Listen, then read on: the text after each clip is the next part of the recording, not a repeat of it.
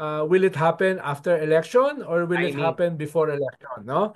Yung will it happen after election, whether yan ay aakyat sa or magpapatuloy ba yung impeachment even after the election or talagang pipiliting matapos before the election. So ganun yung mga debate, ganun yung mga permutations, ganun yung mga Hindi nuancing. pwede Pero isabay. mukhang Like you get the oh, ball rolling and push it to the Senate during elections and then get the voting somewhere in between, transition to the next pwede, Congress. pwede, no? Di ba? Pwede. Well, yung best case para sa mga proponents ng impeachment, ma-fast track yung impeachment sa House, umakyat sa Senate, at kahit kumakampanya yung ibang senador, ay dumadalo sila dun sa mga may importanteng hearings or trials, tapos tapusin siya bago matapos yung term ng kalahati, no? Na mga senador. So ganun yung isang possibility. Yung isang possibility ay ma-impeach si Vice President Sara during sa term ng 19th Congress. Yung present Right. Congress. Right. Before Iakyat, mag-transition. Oo. yes, iakyat sa Senate, no? Pero kahit hindi matapos sa Senate, magpatuloy yung trial kahit kalahati ng Senado ay mga bagong senador na. Ang sinasabi So nila pwede ay yan technically na iba na yung composition pero hindi yes, start dahil from scratch. yes, dahil ang Interesting. sinasabi nila dahil yung Senate as a trial court doon sa may impeach is no longer just a legislative institution. Right. Sa legislative institution kasi pag yung bill na final mo halimbawa sa term ngayon, pag hindi yan natapos pagdating ng eleksyon o June 30, wala na yan. Kailangan mag-refile ka ng Yun bill. nga, Yun yung magre-reset siya. legislative process. Magre-reset siya. Pero what you're saying, when Yes. you file, hindi siya Pero kung magre-reset. pero Cumulative. yung Senate as a trial court nagbabago yung kanyang katangian. It is transformed into a quasi-judicial court.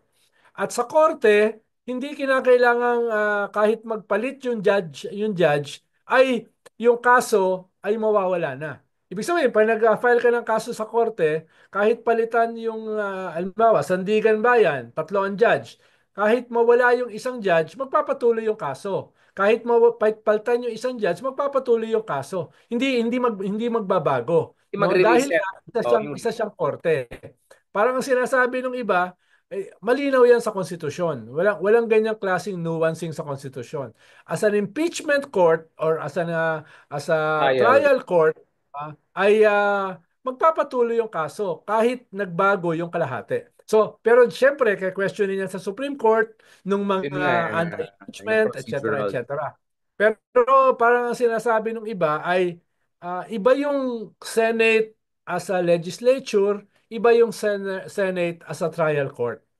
As a trial court, kahit nagbago yung ibang mga judges, no, ay magpapatuloy pa rin yung kaso na na-file, no? So yan yung mga permutations, no? Pero hindi naman tayo abogado kaya nagpapanggap Oh, lang but tayo na may speaking of, alam. no, but in fairness to Senator Trillanes' point is, it is within the power of the Senate to also agree upon the procedures. Now, bakit ito importante? Yung iba na tumatakbo sa ilalim ng admin pero takot pa rin bumoto laban sa mga Dutertes, at least the one concessions they could give is to agree to certain procedures that could enable the right voting. You get what I'm saying? Like, sige, person X, alam ko takot ka pa rin bumoto laban sa mga Duterte kahit nasa admin ka. So as a compromise, in the meantime, at least agree ka to a procedure for the trial that at least creates the conditions for the final positive vote to come in, right? I mean, ang daming pwede mo i-slice yan eh, di ba? Tama, tama. Pwede tayo Oh, mag-slice eh. tama. So that's what I'm Oh, thinking. So tama. tama actually yung sinasabi ni Senator Trillanes na it is within the power of the Senate to create the procedures that could create the best possible outcome also at some point, di ba? Yes. Doon siguro pwede magmasahe. Oo. Isa rin possible na game changer. Paano pag sabi ni SecGen ng House, hindi na niya hihintayin yung fourth impeachment complaint. No? Kung hindi siya darating this week, next week, i-refer na niya yung tatlo na impeachment complaint sa Speaker at sa Justice Committee. Ngayon, pag na-refer mo na yan, then pwede nang sabihin ng Kongreso, lifted na yung bank secrecy laws at pwede na, pag na-lift na yan, pwede nang buksan yung mga bank account Big issue. ni Sarah at yung mga relatives niya na link sa kanya para tignan kung meron ba talagang pumasok na mga questionable na mga accounts, no, na galing dun sa sinasabi ni Senator Trillanes na drug lords, pogo lords, no, etc. At yan ay pwedeng makapressure sa Senado na to act accordingly. Dahil magmumukha silang defender ng mga isang na-impeach na may connection sa drugs, may connection sa illegal gambling, no, hindi lamang sa EJK, etc. etc. So, pwedeng maging game changer yan pag nabuksan. At dahil pag nakita ng tao na totoo pala na may mga drug lords na nagpasok ng pera dito at ang laki pala ng laman ng kanilang kwan, then pwedeng lumaki yung support for impeachment sa mga mamamayan. At dahil kung lalaki yung support na yan, syempre papakinggan yan ng mga politiko, especially yung mga senators na tatakbo sa next election. By the way, sir, I don't know if you got to mention it. Actually, may bagong survey na rin ang Okta. At pinapakita dito na President Marcos Jr. maintains majority public trust and approval. So mas mataas siya dito sa Okta survey kaysa dun sa Foundation. Bumaba ng 10% ang Yeah. Vice Uh, President. but the VP rating continues to decline in fourth quarter of 2024. So actually, we have another survey showing na humihina si Sara Duterte. Kasi may mga henyo dito na kadidiyas sinasabi na, ang ka na naman kayo ni Sir Ronald. Sabi niyo humina si Sara. O bakit ngayon nagpapanik daw kayo? Hindi, hindi ata nila napakinggan yung part na yun nga yung problema eh. Humina na nga mga Dutertes. Hindi pa rin tinetake advantage nung kabila. So actually, and this is what I appreciated with our conversation with Cello. By the way, it was very constructive. It was very interesting. Beautiful conversation. Great conversation. No, actually, kasi Sir Ronald, ang pinaka-worry natin dito, di ba, is that yung mga progresibo, yung mga palaban, at to a certain degree, yung mga katulad mo at katulad ko, who are all out supporting accountability and justice, baka tayo ang nagpapagamit dahil yung mga trapo ayaw gumalaw. So maasa sila sa mga independent pundits, yung mga maingay na katulad natin, sa mga palaban na progresibong mga legislators. Hindi kaya, Sir Ronald, Hindi politically correct. na hindi politically correct, pero may politically correct version din. Pero hindi kaya yun ang baka risk na dahil the good guys are doing their job, the not so good guys are just slacking off? I mean, what is your read of that? Yeah, ang problema ko kasi ay lagi ko naman sinasabi, parang kwanto labanan ng perdigana.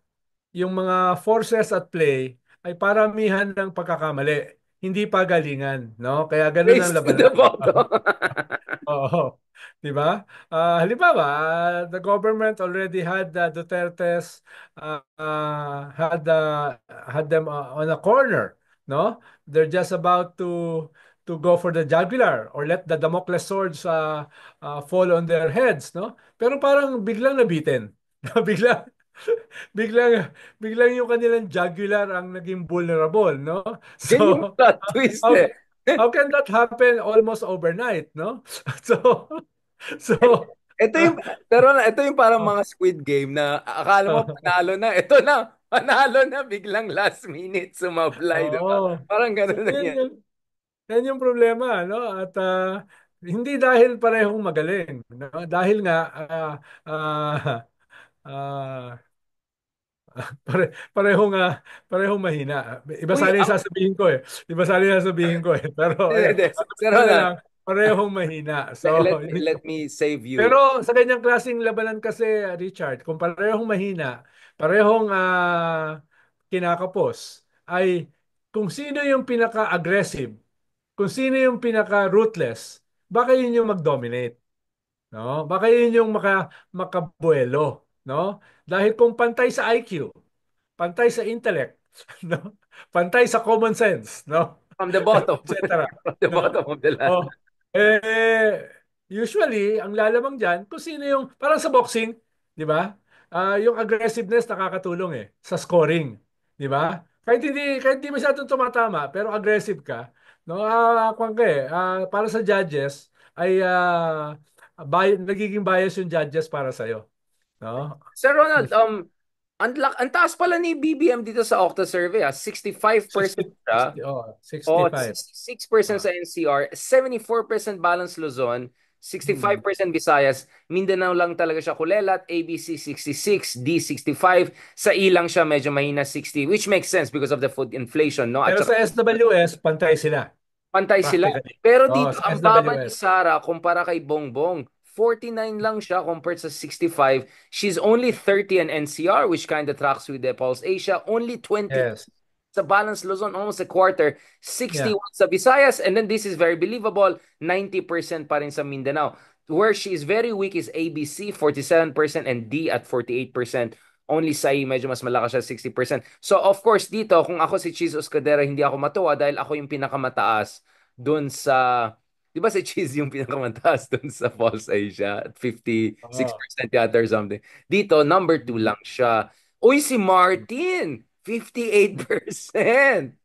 61% sa NCR. Sino to mga to? Like, ano? Pero makakaba siya sa amin na, ay, wala akong sinasabi, ah. But this is an interesting, ano, ah. This is an interesting survey, ah. Ang distrust ni Sarah, 28%, which is almost exact as Pulse Asia, but only 12% kay BBM. So, yung ang laki nung difference ni BBM at saka ni Sarah in terms of net approval rating, almost malapit na 25 points, almost 30 points yung kanilang net difference. So Mm. dito, tambak talaga si Sarah dito sa Okta survey na yan. Okta. Ayan. Yeah, yeah. Buti hindi nakita niyang favorite columnist mo to. Titirahin na naman nila yung Okta. Kawawa naman. Okta, UP yan. Legit yan. Kaibigan natin yung mga sila Sir Ranjit. At tama, last year pa nila na napapredict na si Rafi is in the pole position. Ngayon, nakikita na rin natin sa mga ibang survey. So, sorry. Oh, iyak na kayo. Ayan. Sir Ronald, um, last part, obviously you're also following the drama in South Korea, no? So finally si Kim Jong Un, sorry, si President Yoon ay na-arrest na at dinala na for interrogation and all of that. Do you think, kasi di ba nangyari yung mga followers niya talaga pinapaligid yung bahay niya. Grabe, nag-hunker down. But eventually the police Mm. was able to get through. Siguro may General Torre din sila. General Kim Jong Torre sa sa South Korea. Um, What do you think that says about potential warrants of arrest for Duterte in terms of implementation? Should we be encouraged by the Korean case, considering how organized was the Yoon Conservative Party support? At talagang ang laki nung, di ba, talagang nag-overnight sila dun sa bahay niya ni Yoon. For a moment, natakot na yung pulis eh. Nagpapasahan na lang. Well, ang kaibahan kasi, iba yung system nila eh. Parang ito yung PSG nila, di ba? Yung PSG nila, may ibang command siya eh. Hindi siya necessarily under ng AFP eh. So, yun yung parang difference nila. At malaki siya kahit, paano presidente pa naman siya eh. Na tinanggal, di ba? Ah, ano ba siya? Na-impeach, di ba? Na-impeach. At hindi yata kaagad mawawala yon yung security na yun, na medyo malaki. At yung nagtayo at yung naging head nung presidential security na yan ay kasama niya doon sa nagdeklara ng martial law. Diba? Yun, So, yun. so Yan ang ibig love ko kay sabihin, Sir Ronald, yung mga ganyan oh, marites, tinitignan mo eh. Yung mga... kasama si kasama Correct. yung security na yan dito sa ginawa ng presidente. Kaya solid sila. Pero tingin ko na-diffuse yan dahil may mga backdoor negotiations na yan. Dahil yung pinakamalaking pa rin partido ay yung partido ng presidente. O at least yung natanggal na presidente. No? Yan pa rin yung pinakamalaking partido. Kaya tingin ko may backdoor yan. No?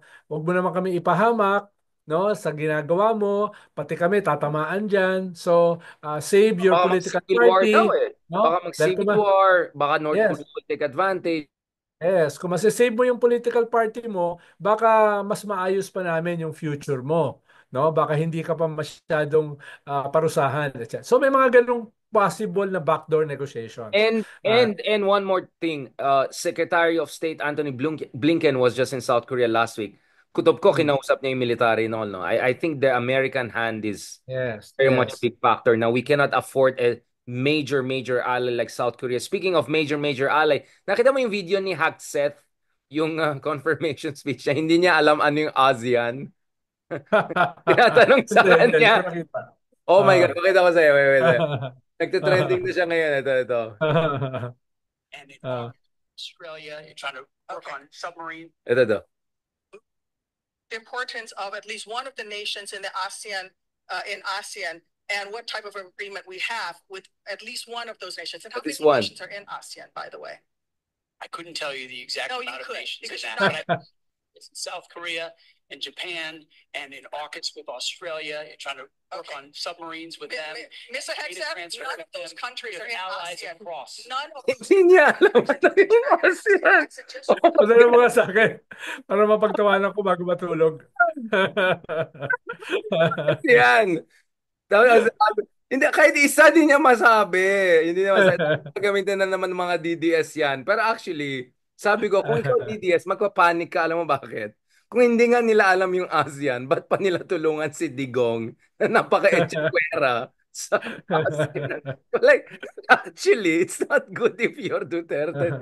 Gagamitin ng mga tayo. Pero I'm sure kung sasabihin nila Marcos or Imelda, yeah, I know where that country is. Pero anyway, yung number two naman niya, we had on our show, si Elbridge Colby. I'm sure he knows what's ASEAN. So, pero grabe talaga yung Trump administration. What do you feel about Oo. Trump? Pupunta ka ba sa inauguration niya, Sir Ronald? Sa ano ni Trump? I have to check my schedule. No? I have to Imbitado check ka my ba schedule. dun sa Oo. open field? Oo. Kasi magda-drone shot din yung SMNI, magpapadala din ng drone nila para Oo. tulungan si Trump, para paulit-ulit nila yung isang angle na ganyan. Baka Oo. daw yung magka-count kay Trump yung MMDA po natin. Special request si Trump na, Pwede, pwede. can we Oo. request the Philippine Ang MMDA? alam ko, ang dadalo sa Pilipinas ay isang deputy speaker lang eh. Oo. Na hindi Zaldico, ano, charot. Na, Oo. Oo. Hindi hindi naman deputy Sandro speaker si Marcos? Saldi. Sandro Ha? Marcos? Hindi siya. No, isang deputy speaker lang ang dadalo. Tapos of course, si Babes Romualdez. So, medyo, Kaibigan natin yan. medyo Sige, malaki balikan natin. yung delegation. No? Oh. Oo. So hindi totoo na imbitado si Sara pero hindi si BBM. Ano? Hindi, bukang mga kwan lang eh, hindi naman masyadong marami yung heads of state na inimbita. Mukhang mga diplomatic corps yung inimbita. Pero hindi ko alam yung ganyang sistema sa kanila eh. Ah, And ikaw, last one, para magkaroon tayo ng away ng konti. Sir Ronald, hindi ko alam totoo yan, pero sabi ni Kristan na sinabi daw ni Chelo, hindi ko natanong saan, na worst budget daw itong budget ni BBM. Totoo ba yan? Kasi parang I can think of also very other bad budgets like pandemic budget ni Digong, Marcos Senior budget, I don't know, Arroyo budget. I don't know if she said that. I should have asked her. Pero yun ang basa nung iba. Kasi kausap ko si Kristan nung isang araw. Sabi niya, yun daw yung line ng mga ibang. Baka hindi Cello, baka sila yung mga ibang economist yan. What is your... pwede namang kanyan eh, hyperbole. Dahil sa impunity nung unconstitutionality ng pagtaas ng DPWH Ayan na sa naman tayo. So DepEd. sasabihin naman nila EJK yan ng fiscal EJK. Oo. Tapos Kasi yun yung yung line na dati ng School of Econ dun sa ah, ano, 'di ba? Yung tax increase ni Dugong, may nagsabi na parang ito yung financial EJK. I think we should be oh. careful, 'di ba? Kaya nga, baka dahil sa handling ng messaging at saka nung BICAM na pinagsama-sama mo lahat ng mga education institutions, no? Even yung Philippine National Police, even yung Academy, PNP, mga judicial etc. academy. Para pataasin yung education, pababain yung DPWH, para yung mga ganun ba? Parang ang dating napakasama naman itong budget na ito. No, napakasama naman ito. Binawasan mo yung pero mo sa height ng self-rated poverty, bigla mong binawasan ng 50 billion yung poor piece. Yung mga ganun ba na, hindi pa tayo nakakaipaw sa pandemic, nagsisimula pa lang tayo mag-recover, biglang siniro budget mo yung PhilHealth. No, yung ganun, yung dating napakasama naman ito. Mas hindi talaga yung kinumpara mo, budget by budget, mas yung dating eh. Mas yung dating. Kaya nga sinasabi ko na perdigana dahil dapat na ipaliwanag mo ng mas maayos, no? At para hindi nagmukhang napakasama ng budget, no? Mismo kasi si No, it's not BBM, good. It's not good at all. Yeah. I'm not mismo kasi si happy. BBM ang sabi niya, di ba? Hindi ko pipirmahan dahil kailangan naming ayusin yung para mag-jibe sa konstitusyon. Ibig sabihin, inamin ni BBM na unconstitutional yung budget. No, kaya niya hindi pinirmahan kaagad. Yung ganun ba na mga patong-patong, talagang ang dating napakasama naman ng budget na ito. No, parang ganun. So do you think that Hindi dahil doon sa mga data talaga na ganito karami kumpara nung budget